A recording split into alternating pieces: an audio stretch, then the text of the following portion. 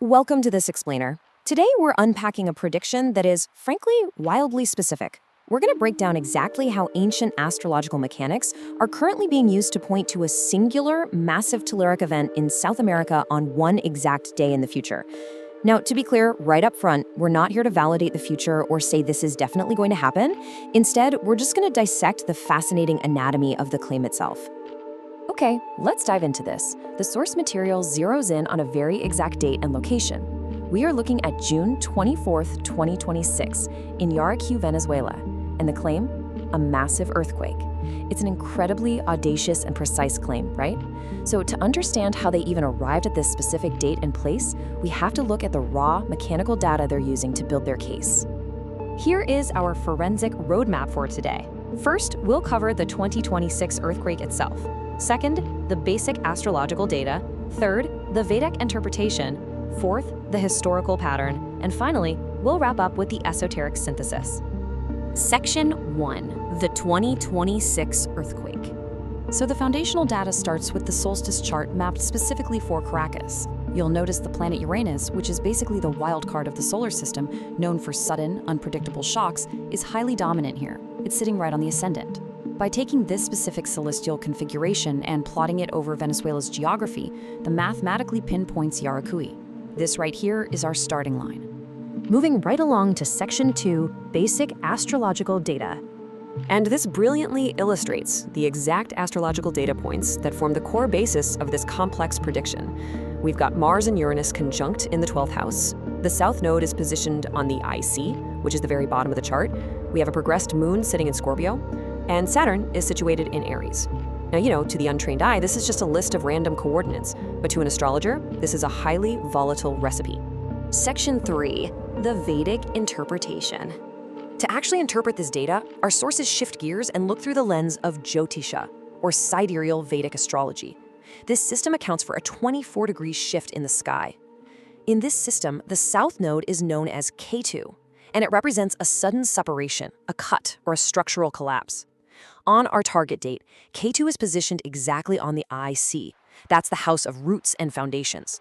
So placing the literal planet of structural collapse right on the foundational root of a nation, in the Vedic system that translates to a massive telluric signal. It's the Earth literally destabilizing beneath their feet.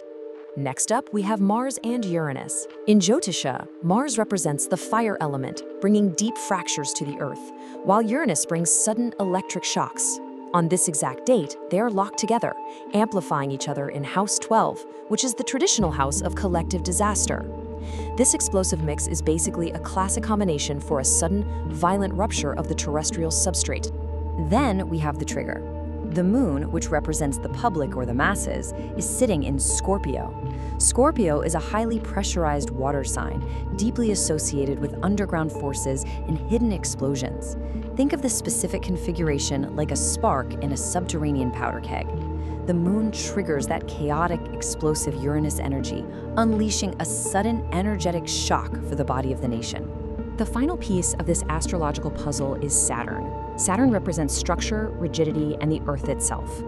On this predicted date, Saturn is located in Aries. The thing is, in Aries, Saturn is considered debilitated, meaning it's functioning at its absolute most unstable point. Picture a rigid, unbending compression that is suddenly subjected to intense heat and shock. The structure simply cannot hold the pressure anymore, and it gives way. Section 4, the historical pattern.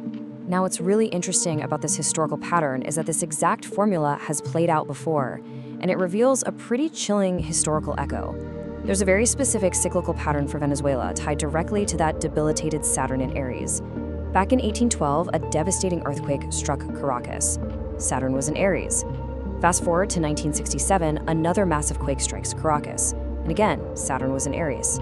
Now the timeline projects forward to 2026, where Saturn returns to this exact volatile placement.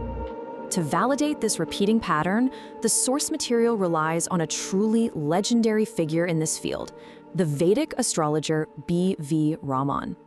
He essentially dedicated his entire life to studying the mundane astrological charts of major historical earthquakes.